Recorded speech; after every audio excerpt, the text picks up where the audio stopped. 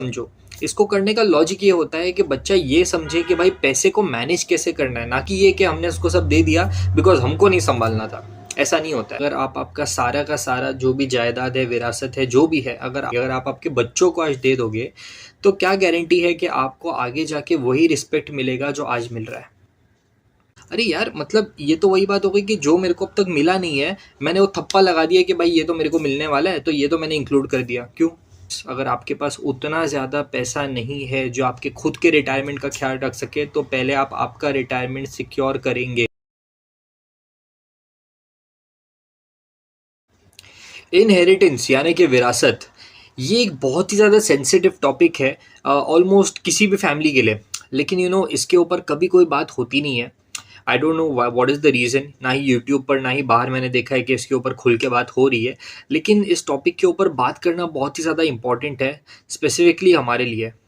पता है क्यों? इतना इंपॉर्टेंट क्यों है इस टॉपिक पे बात करना? क्योंकि हम सब इंडियंस हैं, इसके लिए इतना इंपॉर्टेंट है। इंडिया के लोगों का स्ट्रॉन्ग और वीक पॉइंट दोनों यही है कि वो मोस्ट ऑफ द टाइम अपने आधे से ज़्यादा डिसीजन इमोशनल होके लेते हैं। बिकॉज ऑब्वियसली इंडिया है, तो हम थोड़ा सा सेंटिमेंटल हो जाते हैं डिसीजन लेते टाइम, जो कि कभी अच्छा होता है कभी ख़राब होता है। लेकिन मोस्ट ऑफ द टाइम इसके अंदर जो डिसीजन आप लेते हो वो ज़्यादा करके गलत हो जाते हैं, डिपेंडिंग ऑन आप क्या डिसीजन ले रहे हो। तो मेरा आपसे रिक्वेस्ट होगा कि आज का टॉपिक जो मैं आप लोगों के साथ डिस्कस करने वाला हूँ, उससे प्लीज़ प्लीज़ प्लीज़ थोड़ा सा मैं कहूँगा कि प्रैक्टिकली ट्रीट करो रादर देन ट्रीटिंग इमोशनल। क्योंकि ये जो टॉपिक है और इसके आप ऊपर जो बात होने वाली है, इसमें इमोशनल डिसीजन का मैं नहीं समझता हूँ कोई बहुत खास फ़ायदा है। So let us be practical and talk on it.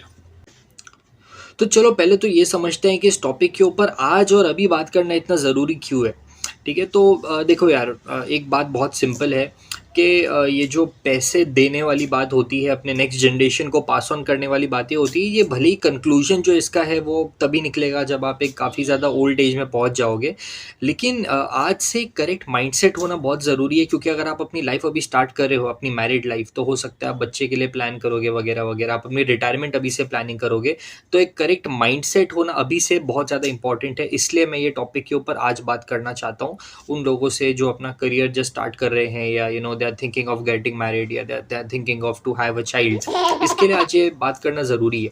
क्योंकि देखिए, इंडियन पेरेंट्स की जब हम बात करते हैं ना, तो इनफैक्ट इंडियन क्या, सारे के सारे पेरेंट्स की जब हम बात करते हैं, बहुत ही एक सेटिस्फाई फीलिंग होती है अपने बच्चे को एक प्रॉपर सेटल्ड वे में देखने की। तो आपके लिए लाइफ बहुत ज़्यादा ईजी हो जाती है। आपको ऐसा लगता है कि ठीक है यार, मतलब आप टेंशन फ्री हो जाते हो। ठीक है, kind of being a parent. तो ये एक मेंटालिटी है जिसकी वजह से ये जो इनहेरिटेंस वाला टॉपिक है, ये बहुत ज़्यादा इंपॉर्टेंट होता चला जाता है दिन पर दिन। और इसको थोड़ा सेंसिटिवली ट्रीट करना बहुत ज़्यादा इंपॉर्टेंट है। अब कई जगह ये होता है कि ज़्यादा करके जो माँ-बाप है वो अपने बच्चों को पहले से ही विरासत या जो जायदाद है वो दे देते हैं। और उसका सिंपल रीज़न यही होता है यार कि हम अगर अपने बच्चों के ऊपर रिस्पॉन्सिबिलिटी डालेंगे, तो वो आज से ही सब सीख जाएँगे। क्योंकि वो होता है ना कि ये बड़ा चाइल्डिश नेचर का अगर कोई होता है, तो हम कहते हैं ना, शादी करा दो, ज़िम्मेदारी आ जाएगी तो सीख जाएगा। तो हम यही सोचते हैं, जायदाद है इसके नाम पे कर देते हैं, इसके ऊपर ज़िम्मेदारी आएगी तो खुद सीख जाएगा। अब यार, ये सही है या ये गलत है? तो देखो, मैं यहाँ पर कोई भी डिसीजन को टर्म करने नहीं आया हूँ कि क्या सही है और क्या गलत है। लेकिन इसको एक प्रैक्टिकल पॉइंट ऑफ व्यू से देखने की हम कोशिश करते हैं। ठीक है, वही मैं आपको समझाना चाहता हूँ इस वीडियो में। देखो यार, प्रैक्टिकली समझाने के लिए व्हाट विल डू इस वीडियो को मैं ऐसे ले जाता हूँ। हम दो फैमिलीज़ के बारे में डिस्कस करेंगे, family A and family B. ठीक है, तो फैमिली ए ऐसा है कि फैमिली ए के पास काफ़ी अच्छे खासे पैसे हैं। तो फैमिली ए वाला क्या सोचता है यार कि मेरा जो बच्चा है उसको मैं अभी से जो थोड़े बहुत पैसे दे के रख लेता हूँ। ठीक है, मेरी जो विरासत है मैं उसके नाम पे कर देता हूँ। ठीक है, सो देखो, फैमिली ए का ऐसा है कि फैमिली ए के पास बहुत पैसा है। ठीक है, उनका अपना खुद का जो भी है, फॉर एग्जांपल ले लो, उनका अच्छा खासा बिजनेस है। ठीक है, सो उनको पैसे की इतनी चिंता है नहीं। तो उनके पास सब कुछ भरपूर है, भगवान का दिया हुआ सब कुछ है, दौलत है, शोहरत है, इज़्ज़त है। ठीक है, सो बात यहाँ पे ये आती है कि देखो यार, जिसके पास पैसे हैं, जिसके पास ऑलरेडी सब कुछ सेटअप है, उन्हें इतना स्ट्रेस लेने की ज़रूरत नहीं है अपने लाइफ के बारे में, क्योंकि उनका फ्यूचर सिक्योर्ड है। अब होता क्या है कि उनके पास पड़ी हुई है विरासत, तो वो डिसाइड कर सकते हैं कि मैं कुछ एक छोटा सा पार्ट अपने बच्चे को दे दूँ। आइडियली ये होना चाहिए कि एक छोटा-सा पार्ट देना चाहिए रादर देन गिविंग एवरीथिंग, ठीक है? तो एक छोटा-सा पार्ट दे दिया, अब वो जो बच्चा है वो थोड़ा सीखेगा और इसको करने का लॉजिक भी समझो। इसको करने का लॉजिक ये होता है कि बच्चा ये समझे कि भाई पैसे को मैनेज कैसे करना है, ना कि ये कि हमने उसको सब दे दिया बिकॉज़ हमको नहीं सँभालना था, ऐसा नहीं होता है, ठीक है? बिकॉज़ जिनके पास पैसे होते हैं ना, उनके पास वो मेंटालिटी भी होती है।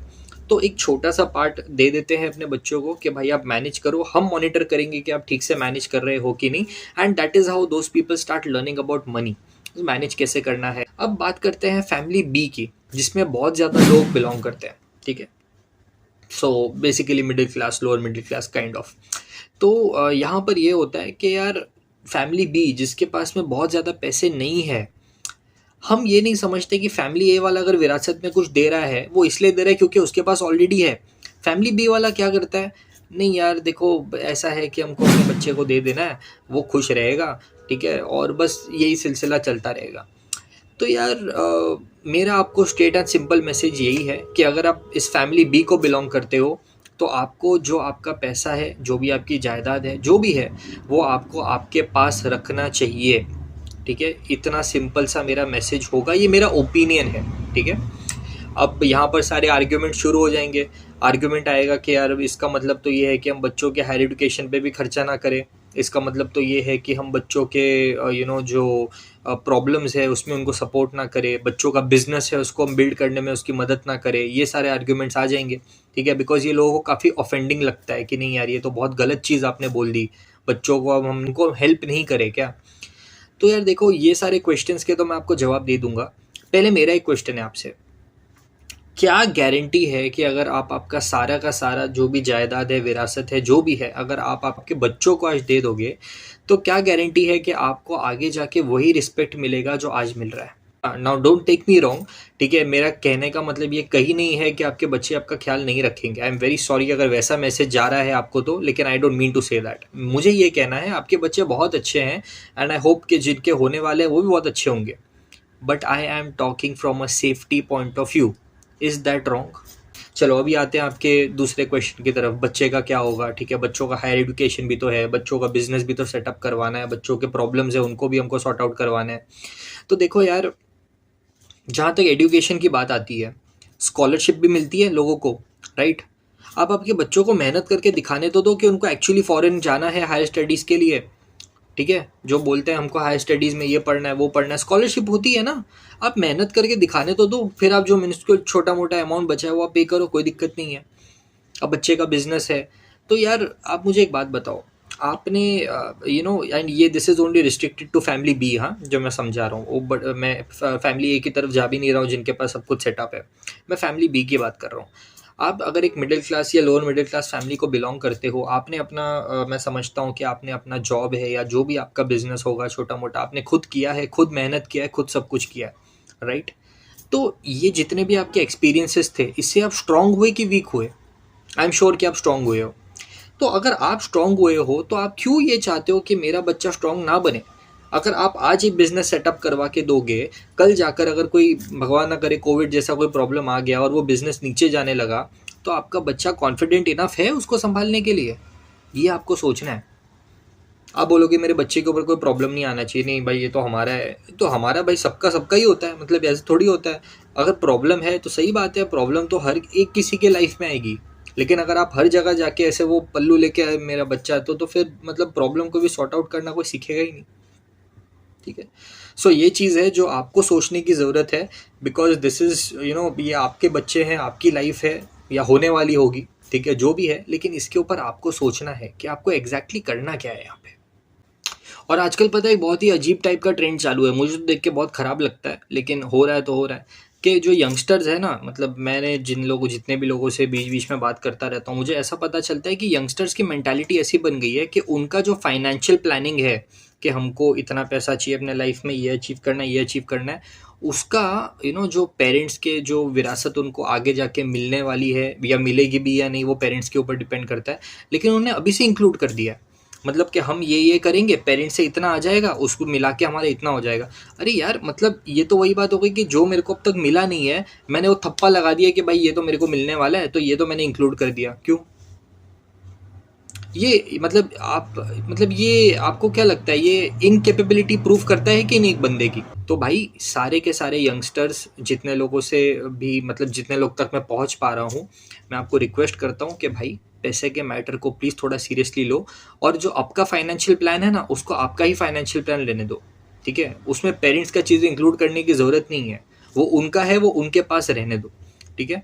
और जो टू बी पेरेंट्स बनने वाले हैं या पेरेंट्स हैं, उनके लिए मेरा एक बहुत ही स्ट्रेट फॉरवर्ड मैसेज है, रादर ओपिनियन है, बहुत ही हम्बल वाला, कि भाई देखो, अगर आपके पास पैसा है, वेरी गुड, आप आपके बच्चों को दे सकते हो, लेकिन एज हम यहाँ पर फैमिली बी की बात कर रहे हैं, तो मैं यही कहूँगा बॉस, अगर आपके पास उतना ज़्यादा पैसा नहीं है जो आपके खुद के रिटायरमेंट का ख्याल रख सके, तो पहले आप आपका रिटायरमेंट सिक्योर करेंगे, ठीक है?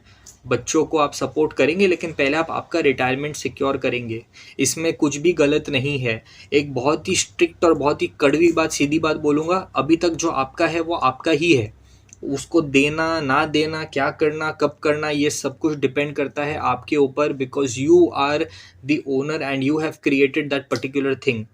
आपकी मर्जी है, आपको अपने तक रखना है, अभी आपको पास ऑन करना है, जो भी करना है, finally everything depends on you, ठीक है? तो पहले अपना रिटायरमेंट सिक्योर करें, बाद में आप आपके बच्चों की हेल्प करें।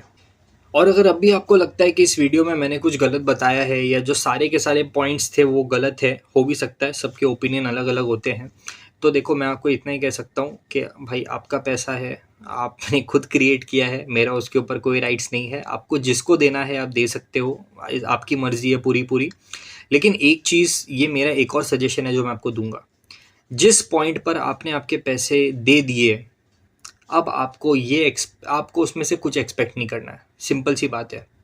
अगर आप ये एक्सपेक्ट करते हो कि बिकॉज मैंने किसी को कुछ दिया है तो मेरा रिस्पेक्ट बढ़ जाएगा, या बेसिकली मेरे लिए प्यार बढ़ जाएगा, इसकी कोई गारंटी नहीं है, इसकी कोई गारंटी नहीं है, ठीक है?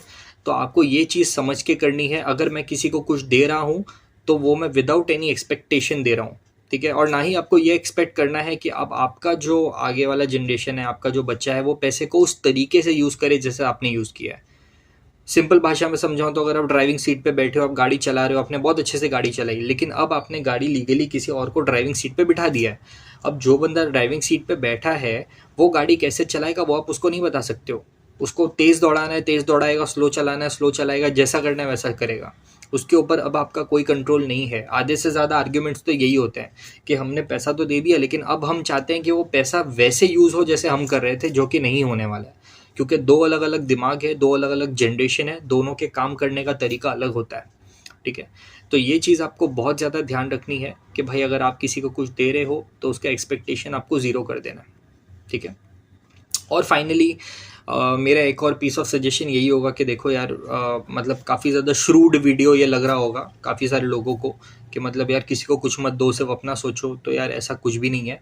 मैं सिर्फ आपके हिसाब से आपके लिए जो सही है वो उसकी बात कर रहा हूँ, ठीक है? और जहाँ तक बात रही बच्चों की, no bad things about anyone, बच्चों से प्यार करो, बिल्कुल उनको सिखाओ, अच्छी चीज़ें बताओ, उनको नेसेसिटी जो उनकी है वो पूरी करो, ठीक है? और एज फैमिली बी की बात कर रहे थे, बहुत ज़्यादा पैसे नहीं है तो हम एक छोटा सा पार्ट तो दे नहीं सकते अपने जायदाद का, लेकिन उनको अपने एक्सपीरियंसेस से सिखाओ कि आपने कैसे किया, आपने वेल्थ कैसे क्रिएट किया, आपने अपने लाइफ में आगे कैसे बढ़े, ठीक है? Become an idol for them, ठीक है? ना कि सिर्फ वो एक्सपेक्टेशन नहीं रहनी चाहिए कि हमारे डैडी ने जो बनाया वो हमारा हो जाए, ठीक है? ये होना चाहिए कि हमारे डैडी को, we should look up to my parent. अगर मुझे कोई तकलीफ होती है या मैं समझता हूँ कि मेरी लाइफ में कोई दिक्कत है, तो मुझे मेरे पेरेंट की तरफ पहले देखना है कि मुझे वहाँ से कुछ सीखने के लिए मिलेगा। अगर वो वैल्यू आप उनके अंदर डाल पाओगे ना, तो मैं आपको गारंटी देता हूँ कि कोई बच्चा आपकी तरफ इसलिए नहीं आएगा कि भाई मुझे जायदाद चाहिए, ना ही किसी को ज़रूरत पड़ेगी, ठीक है? सो आई होप ये वीडियो में मैंने जो भी पॉइंट्स कवर किए आपको अच्छी तरह से समझ आ गए हैं। एंड अगेन मैं हाथ जोड़ के माफ़ी मांगता हूँ अगर मैंने किसी के भी सेंटिमेंट्स को हर्ट किया है। मेरा मोटिव सिर्फ इतना ही है, आपको बताना कि आपको ये सारे जो टॉपिक्स होते हैं पैसे के रिलेटेड, इनहेरिटेंस के रिलेटेड, विरासत वगैरह के रिलेटेड, तो आपको इसके तरफ एक प्रैक्टिकल पॉइंट ऑफ व्यू रखना चाहिए, ना ही आपको बहुत ज़्यादा इमोशनल होना चाहिए, ठीक है? So this is all from my side. I will see you in the next video. Bye bye.